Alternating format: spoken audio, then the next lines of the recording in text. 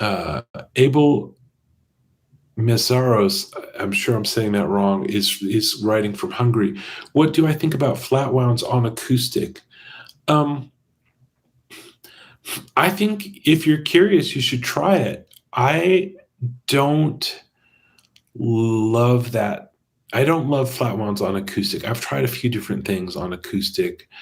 D'Addario makes a set that are half round, or I think they're called flat tops or something, where they start with a round wound string, but then they mill it or grind it somehow so that it becomes a flat wound, which is different than a traditional flat wound string. Means they take the string and they wrap it with sort of a ribbon kind of winding instead of with a wire winding. And so the flat top set is like a round wound that they grind down.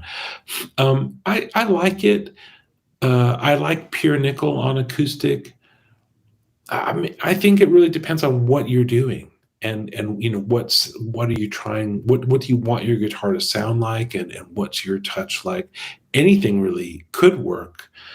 Uh, I would encourage you to experiment. I would never say like, oh, don't do that. But it really depends on what you're going for.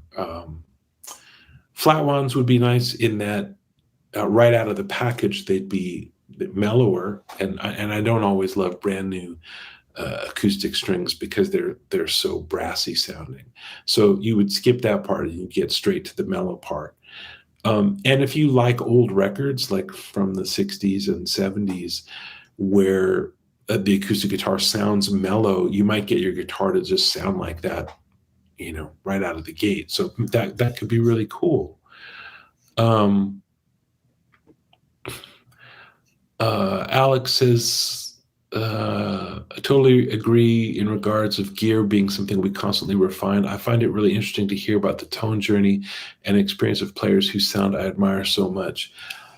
Yeah, if you've heard me play on records, like if you've heard me on records, it's likely that those records are either Nora Jones's first record, "Come Away with Me," or Tracy Chapman's record, "New Beginning," because those records actually, get on the radio sometimes.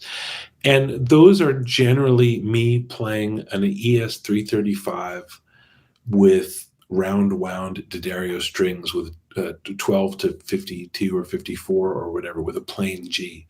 So people who've heard me on the radio have probably heard me playing my 1979 ES 335 with D'Addario round wound, nickel wound, not pure nickel, but nickel wound, round wound strings.